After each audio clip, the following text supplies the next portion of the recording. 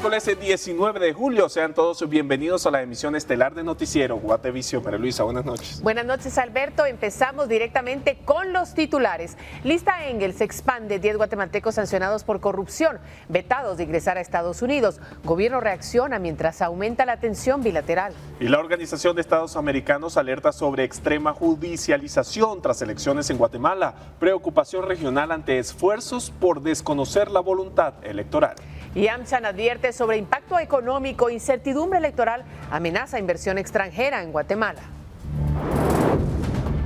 Trágica emboscada en Quetzaltenango. Hombres armados liberan a peligroso reo tras mortal ataque a unidad de presidios. 2 agentes del sistema penitenciario pierden la vida en violento suceso. Emergencia dengue, alarmante incremento del 75% en casos en Guatemala. Amatitlán en la mira con 77 contagios. Autoridades toman medidas drásticas y despliegan jornadas de fumigación para combatir la propagación.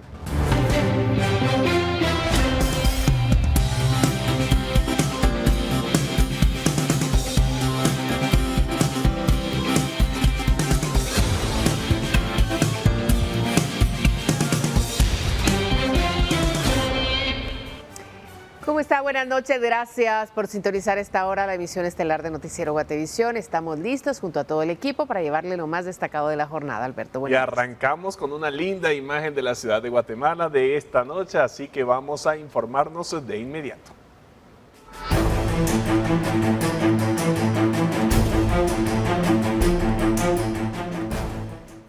En medio del proceso electoral, Estados Unidos actualizó la denominada lista Engel, la cual está integrada por personas señaladas de corrupción en Centroamérica. En esta actualización se incluyeron los nombres de 10 guatemaltecos. El Departamento de Estado de los Estados Unidos publica esta lista y afirma que las personas que figuran en ella son señaladas de cometer corrupción significativa, buscar obstruir las investigaciones al respecto y socavar los procesos democráticos y las instituciones de sus países. A quienes aparecen en la nómina les llama actores corruptos y antidemocráticos y les niega la entrada a Estados Unidos. Los sancionados tampoco pueden obtener algún visado para viajar a este país norteamericano. El documento se conoce coloquialmente como lista Engel para recordar a quien la impulsó en 2019, el excongresista Eliot Engel.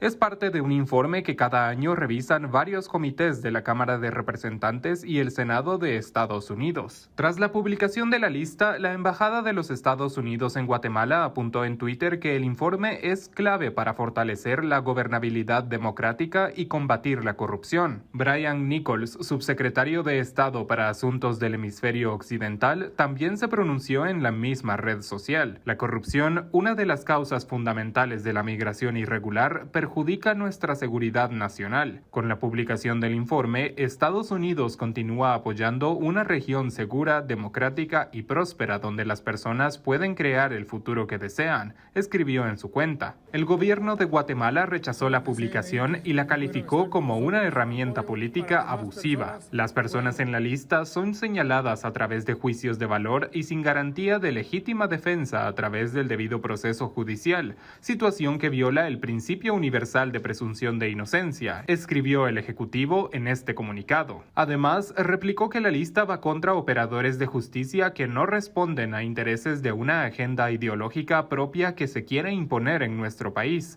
y exigió respeto a la independencia de los poderes del Estado y sobre todo a la soberanía de la nación. Con los 10 de este año, suman 49 guatemaltecos en la lista Engel. Entre los sancionados de años anteriores figuran la fiscal general Consuelo Porras, el fiscal Rafael Curruchiche y los abogados de la Fundación contra el Terrorismo Ricardo Méndez Ruiz y Raúl Falla. Para Noticiero Guatevisión, Carlos Kestler. Y entre los 10 guatemaltecos que hoy fueron agregados a esta lista negra de Estados Unidos figuran una fiscal, jueces, empresarios, un exministro, un sindicalista y una autoridad universitaria. ¿De quiénes hablamos? Vamos a conocer cada perfil. Entre los 10 nuevos guatemaltecos en la lista Engel, podemos mencionar primero a operadores de justicia. Aquí figura Cintia Monterroso, fiscal de la FESI, quien persiguió al periodista José Rubén Zamora. El expresidente del periódico fue capturado en julio de 2022 y hace un mes fue condenado por un caso de lavado de dinero en medio de la crítica internacional que lo defendió. Estados Unidos señala a Monterroso de imprimir motivaciones políticas en su persecución contra periodistas. A Monterroso le sigue el juez Freddy Orellana, quien envió a juicio a Zamora en el mismo caso. La Casa Blanca lo señala de autorizar cargos penales sin fundamento y también con motivaciones políticas. En este proceso electoral, Orellana ordenó suspender la personalidad jurídica del movimiento Semilla a pesar de la prohibición de la ley electoral. En la lista Engel aparece otro juez, Jimmy Bremer, quien ordenó investigar a 9 experiodistas y excolumnistas del periódico que cubrían el caso contra Zamora. Bremer giró esa instrucción a solicitud de la fiscal Monterroso. En este grupo también fue sancionado Lester Castellanos. Hoy es el relator contra la tortura, pero antes fue juez. Estados Unidos le reclama tomar represalias contra una fiscal anticorrupción.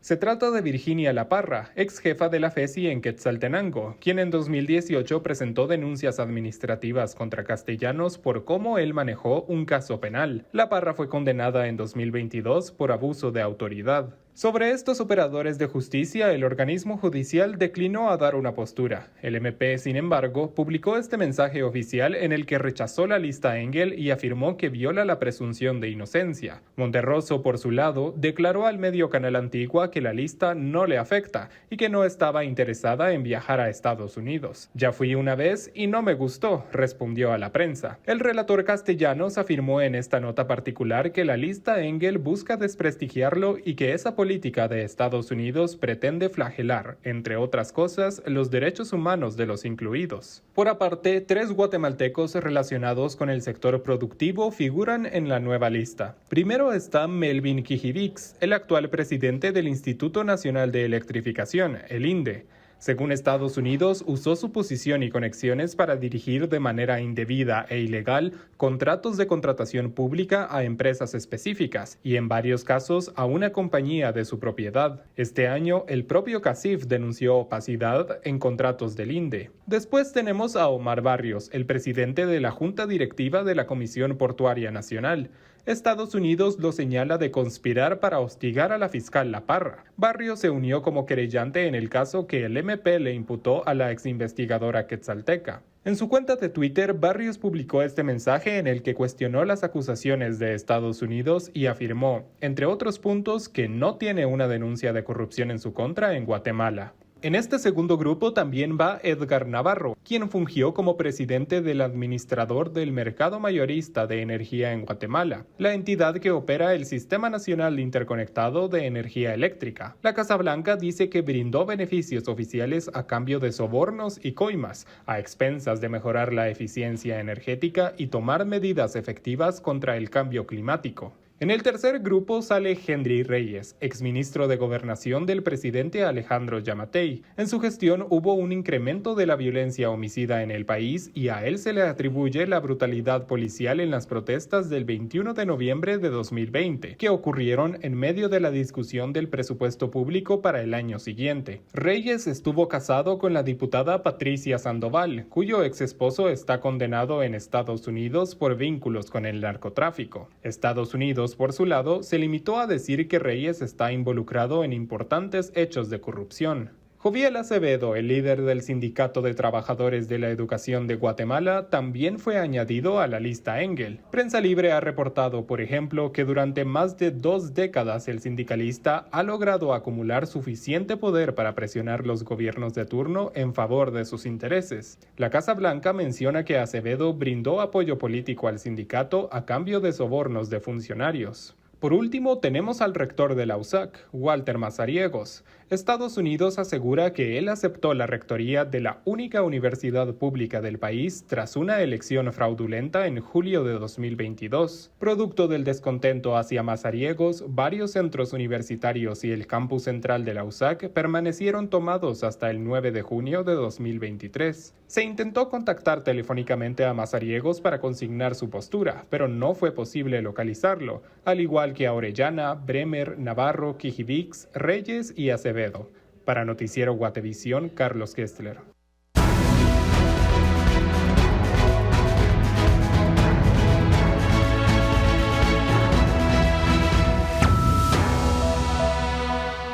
La misión de observación electoral de la Organización de los Estados Americanos presentó este miércoles ante el Consejo Permanente el informe preliminar sobre el proceso electoral en el que se mencionó la extrema judicialización en los días posteriores a las elecciones celebradas el pasado 25 de junio.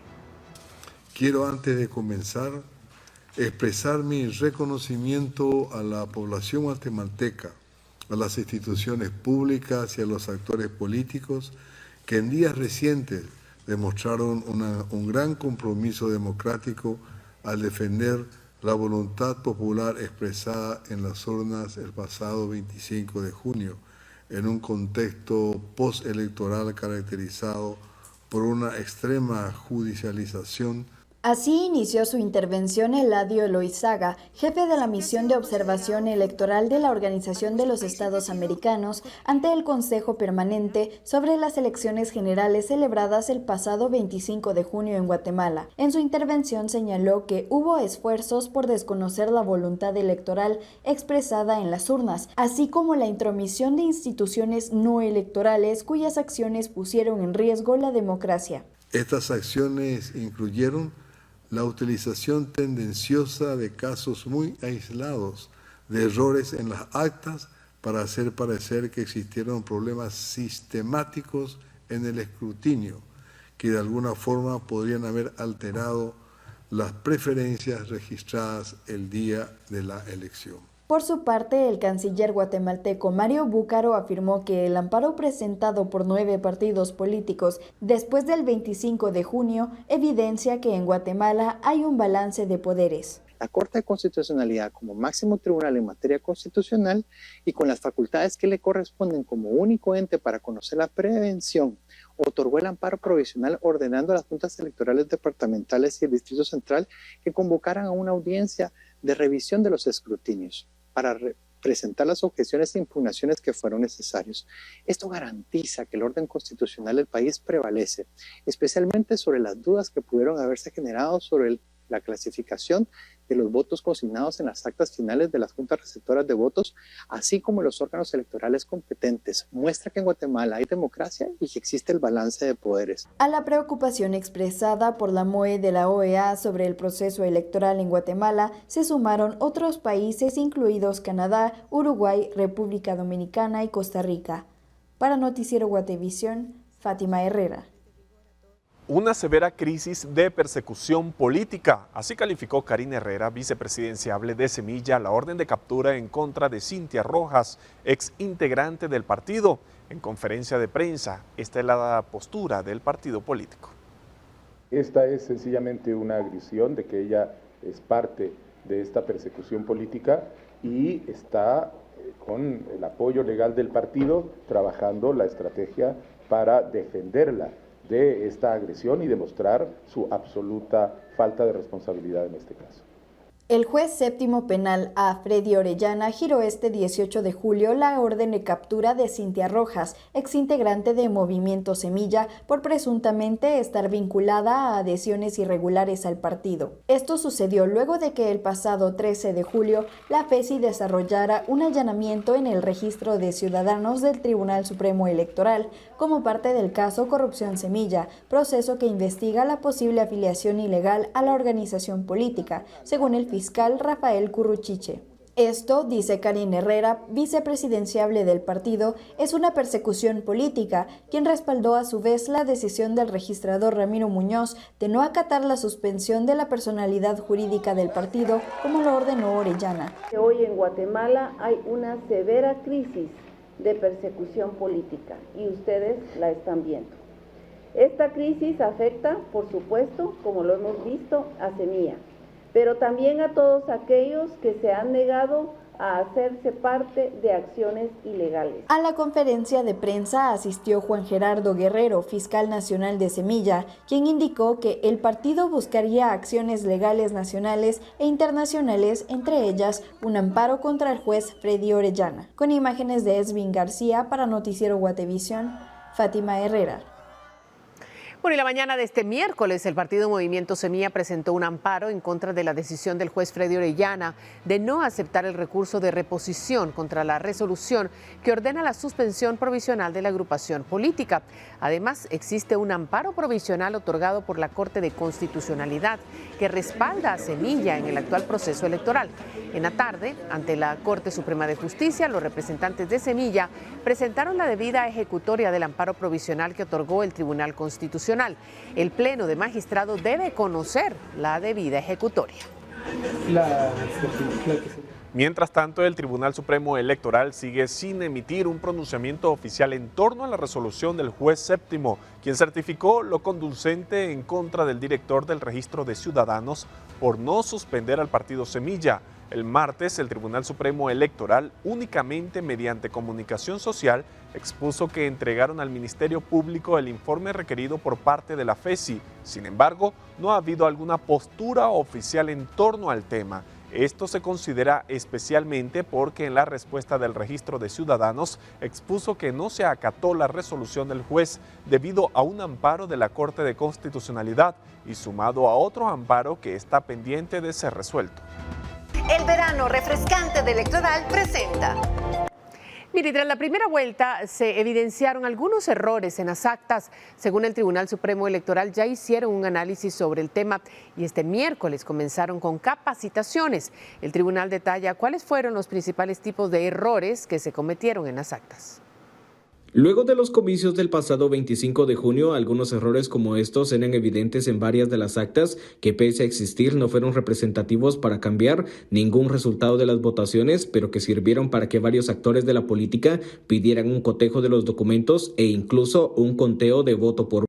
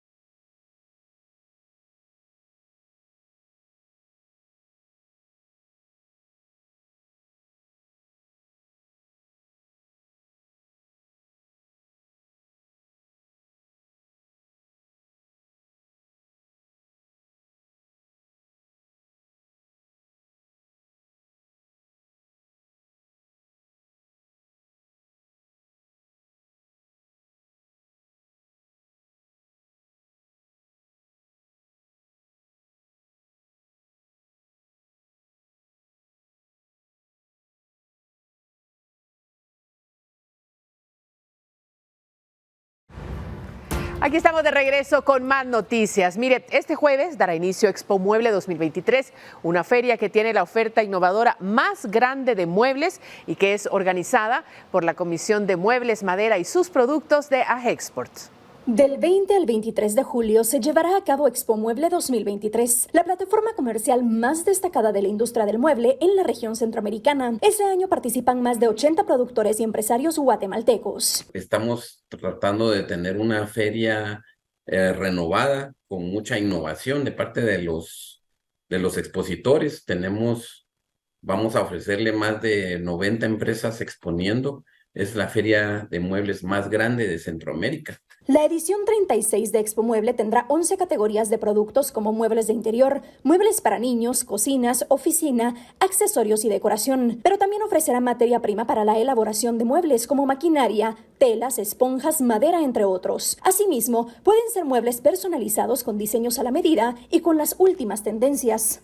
Tenemos desde nuevas áreas nuevos muebles de sala con formas curvas. Se está trabajando también mucho tipo de mueble que no solo va a la madera, sino que también va con metal.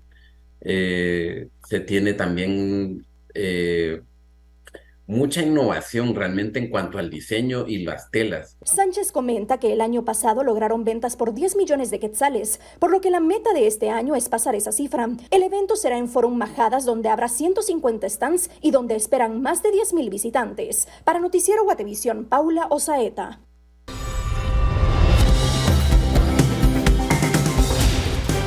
Mire, ahora tenemos esos mensajes que ha enviado a través de Guate Reporta. Para eso, Alberto Toro nos dice cómo poder seguir mandando más. Es muy sencillo, al número 40013-3859. María Luisa, hoy recibimos muchos mensajes, pero vamos a dar lectura a uno de la ciudad capital y hay otro que tiene que ver con el fútbol guatemalteco, así que presten mucha atención.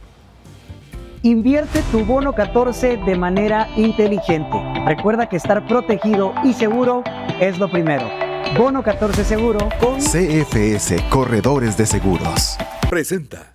Manuel Castro nos envió una alerta sobre la fuga de agua de una tubería que pasa en la banqueta de la colonia Ciudad de Plata de la zona 7 de la ciudad capital. El video fue grabado en horas de la mañana de este miércoles. Vamos a verlo.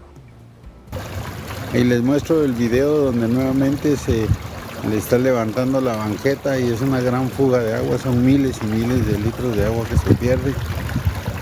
Ahora es sobre la 29 avenida, como podrán ver, ahí van los chorros de agua para abajo, como se pierden tanta agua, se pierde muchísima agua. Sería bueno de que repararan ya este daño. Y nuestro televidente David Castellanos se reportó de Estados Unidos y nos envió información que tiene que ver con la gira que el Xelajú MC efectúa por Estados Unidos. Esto como parte de su pretemporada. El mensaje da cuenta que uno de los partidos disputados fue contra los Bomberos de Nueva York. Los Superchivos están de gira para afinar detalles del equipo antes del inicio del torneo Apertura 2023 de la Liga Nacional Guatemalteca. Visita nuestras redes sociales y descubre algunas maneras y seguros en las que puedas invertir tu bono 14.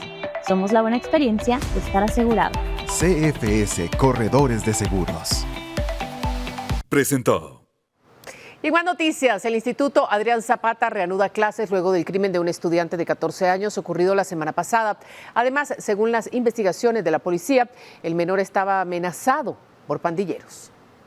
Hace 7 días fue ultimado el estudiante Domingo Gabriel Sicay Dávila, de 14 años, luego de salir del Instituto Adrián Zapata, que funciona en Ciudad Nueva, zona 2 de la capital. Las instalaciones del centro educativo permanecieron cerradas por luto y riesgo de atentados a los alumnos y docentes.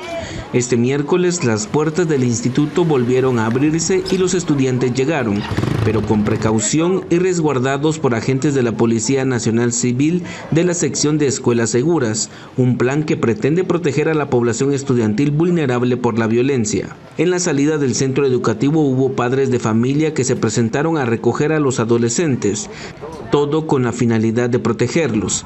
El caso de Domingo Gabriel no puede repetirse, lamentan. Te ha ido sola a veces porque como vivimos cerca, pero es mejor venirlas a traer, hacer un tiempecito y venir rapidito a traerlas.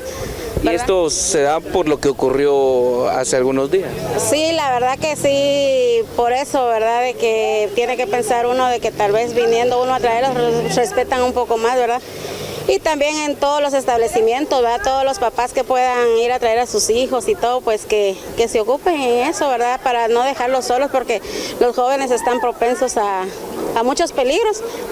La policía resguarda el Instituto Adrián Zapata. Lo hacían desde antes del crimen del adolescente. Han surgido indicios que suponen que Domingo Gabriel estaba amenazado de muerte por pandilleros que operan en la colonia San Rafael 1 en zona 18 de la capital, el área en la que vivía junto a su familia. Según investigaciones policiales, el menor estaba siendo forzado para integrar una pandilla y se había negado. Logramos establecer de que lo que sucedió el día jueves no iba directamente al centro educativo, sino era un problema que el adolescente traía del lugar de residencia, ya de que anteriormente tenía amenazas en contra de su integridad física. Lamentablemente, como mala costumbre que tenemos como ciudadanos, cuando ya nos sentimos amenazados o coaccionados, muchas veces callamos. La señora directora del Centro Educativo Adrián Zapata, la licenciada Aura, no tenía conocimiento de esa amenaza que tenía el adolescente. La casa en la que vivía el alumno Domingo Gabriel ha quedado abandonada luego de su crimen, mientras que los estudiantes del instituto intentarán retornar a la normalidad, pero hay antecedentes que incomodan. En 2017, 2 estudiantes de ese centro educativo murieron ultimados en una estación de autobuses de Transurbano en la calle Martí, zona 6. Por estos crímenes, 2 hombres fueron condenados a 52 años de prisión en 2019. Con imágenes de Carlos Hernández, reportó Edwin Pitán.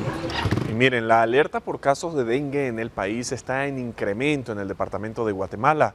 Ya se reportan personas infectadas en todos los municipios, pero la mayor preocupación se centra en 4 de ellos, donde Amatitlán encabeza la lista.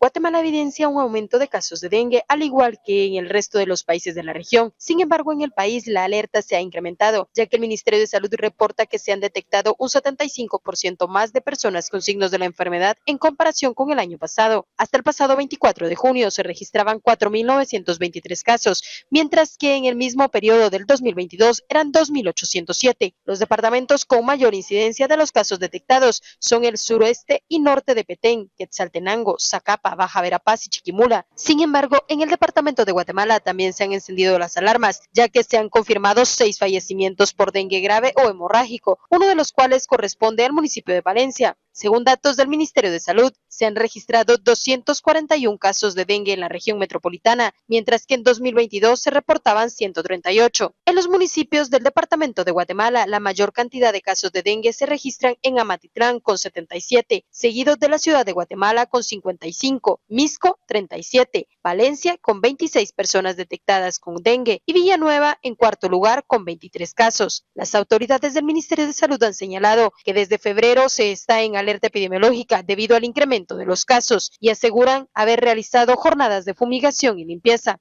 Los mosquitos que transmiten el dengue se reproducen principalmente en recipientes con acumulación de agua, por lo que se debe evitar la acumulación principalmente en casa. Para este año, el Ministerio de Salud cuenta con un presupuesto vigente de 145.3 millones de quetzales, 7.5 millones más que en 2022, destinados al servicio de prevención, control y vigilancia del dengue, chikungunya y zika. Hasta el viernes 14 de julio se había ejecutado el 51.13% del presupuesto. Con imágenes de María José Bonilla y Elmer Vargas, reportó Andrea Domínguez.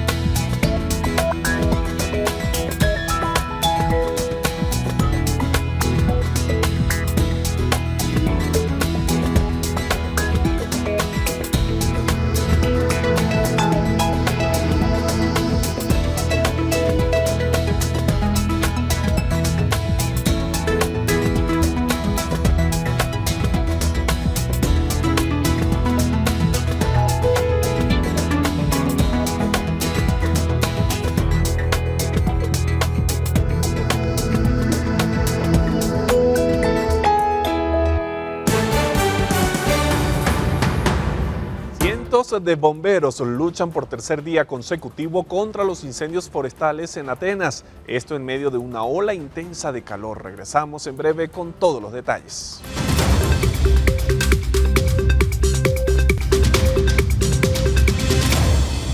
Continúa la autoferia de Bono 14 en Toyota. Toyota Fortuner.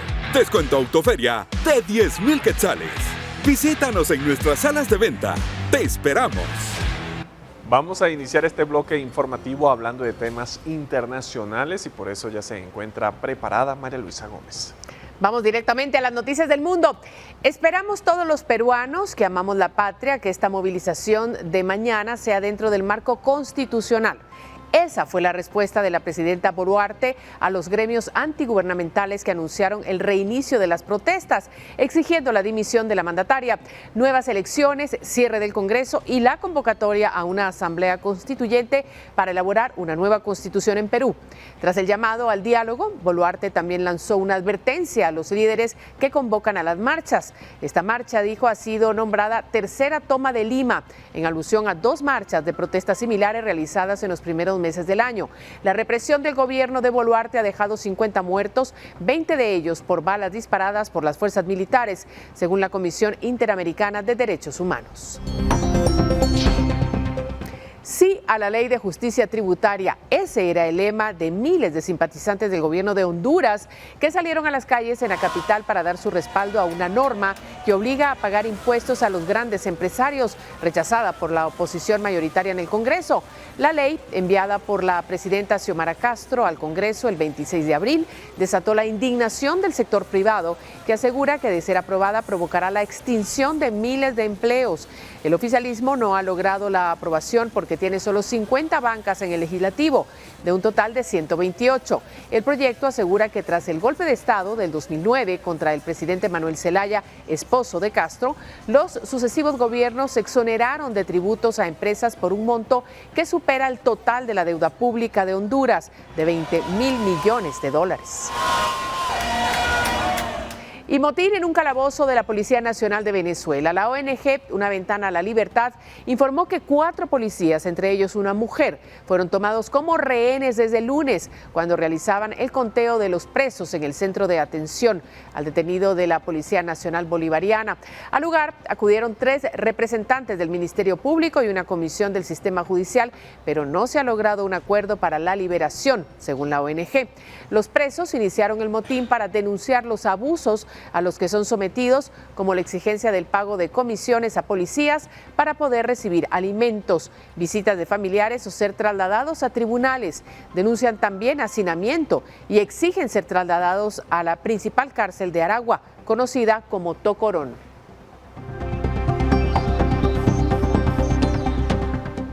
Y casi 750 personas fueron condenadas a prisión firme en Francia por los disturbios que estallaron tras la muerte de un joven baleado por la policía en junio. Así lo anunciaron este miércoles las autoridades del país, que defienden una respuesta firme y sistemática a la violencia. Las protestas, que derivaron en un estallido en violencia urbana, comenzaron en reacción a la muerte de Nael, un joven de 17 años, por un disparo a quemarropa de la policía durante un control del tránsito en un suburbio de París. El 27 de junio, durante 9 noches de disturbios, se quemaron miles de autos, se incendiaron edificios públicos y se saquearon tiendas. Las aseguradoras estimaron los daños en 650 millones de euros, según el gobierno. En total, 1.056 personas fueron condenadas a penas de cárcel, de las cuales 742 se les impuso prisión firme y 600 ya están encarceladas. Y cientos de bomberos están librando por tercer día consecutivo una enorme batalla contra los incendios forestales en el oeste de Atenas y en la turística isla de Rodas. Esto ocurre en medio de una ola de calor extremo que sigue afectando a varias regiones de Europa y Asia y Norteamérica. La lucha contra varios incendios forestales continúa en Grecia por tercer día consecutivo. Uno de los frentes está en el bosque de Derbenocoria, 50 kilómetros al norte de Atenas, otro en torno a la localidad costera de Loutraki, al oeste de la capital, y un tercero en la isla de Rodas, en el sureste del país. El fuego ya fue controlado en la ciudad de Mandra, donde los habitantes comenzaban a limpiar y evaluar los daños. Estuvo ardiendo muchos días. No había forma de apagarlo fácilmente. Creo que simplemente lo dejaron arder. El fuego atravesó la comunidad, quemó una casa cerca de aquí. Hubo algunos daños. Gracias a Dios a mi casa no le pasó nada grave, pero para otros es difícil en este momento. Ante la previsión de una nueva ola de calor a partir del jueves, las autoridades pidieron a la población mantener la vigilancia y apoyar los esfuerzos de los bomberos. Grecia no es el único país afectado por incendios en medio de una ola de calor extremo que recorre desde hace días el hemisferio norte. Varias regiones de Europa están en alerta roja debido al peligro que implican las altas temperaturas. El martes, la temperatura marcó registros inéditos en todo el mundo, en especial en Pekín, donde se batió un récord de 23 años con 27 días consecutivos de temperaturas superiores a 35 grados centígrados. Al mediodía siento como si el sol me tostara las piernas, como si me quemara la piel. Antes no hacía tanto calor. El miércoles, la Organización Mundial de la Salud advirtió que el calor extremo en el hemisferio norte está ejerciendo una presión cada vez mayor sobre los sistemas de salud. El calor extremo se cobra el mayor número de víctimas entre las personas menos capaces de gestionar sus consecuencias, como las personas mayores, los lactantes y los niños, y los pobres y las personas sin hogar. También aumenta la presión sobre los sistemas sanitarios. La exposición al calor excesivo tiene amplias repercusiones para la salud, a menudo agravando afecciones ya existentes y provocando muertes prematuras y discapacidades.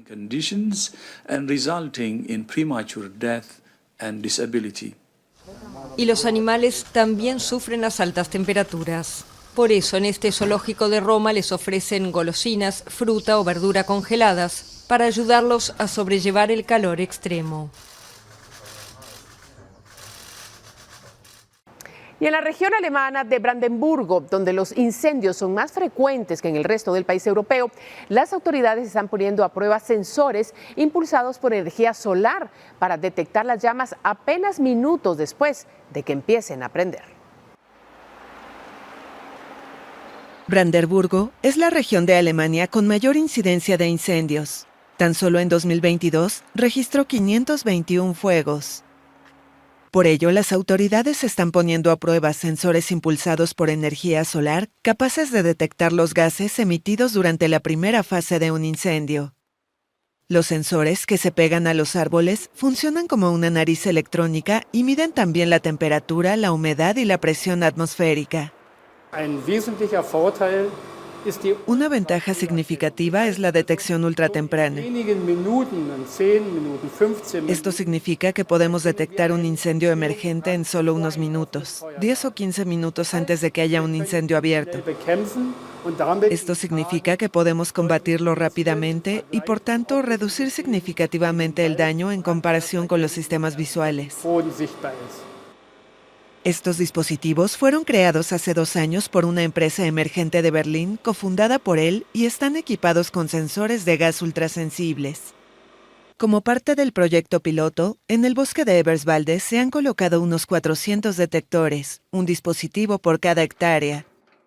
En el laboratorio entrenan al aparato para distinguir entre diferentes tipos de incendios, exponiéndolo al humo de distintas maderas. Estamos aquí en nuestro laboratorio enseñando al sensor a usar inteligencia artificial para diferentes incendios forestales. Este sensor es la nariz electrónica. Huelen el humo que sale de un bosque de pinos o hayas y la inteligencia artificial mapea este patrón, este ecosistema. Tan pronto se detecta el incendio, los datos se envían a un sistema de vigilancia en la nube y se alerta a los equipos de bomberos. En los últimos años, hemos podido reducir significativamente el tamaño del área en promedio de incendios, porque el sistema de detección temprana de incendios forestales significa que podemos detectar muchos de los incendios lo suficientemente temprano como para prevenir daños importantes. La empresa asegura que 10 países ya experimentan con sus sensores y para 2030 confía en tener 120 millones instalados en todo el mundo. Continúa la autoferia de Bono 14 en Toyota. Toyota Fortuner. Descuento autoferia de 10,000 quetzales. Visítanos en nuestras salas de venta. ¡Te esperamos! La fiebre de Messi continúa en Miami y no solo en el estadio por su llegada al Inter Miami, ahora en un restaurante. ¿De qué se trata? Lo vemos al volver.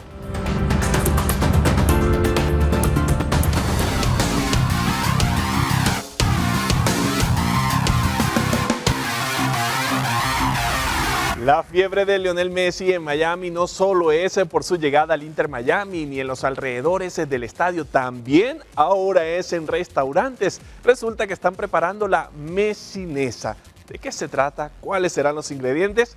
Lo vemos a continuación. Este atractivo plato no es una simple milanesa, es la Messinesa.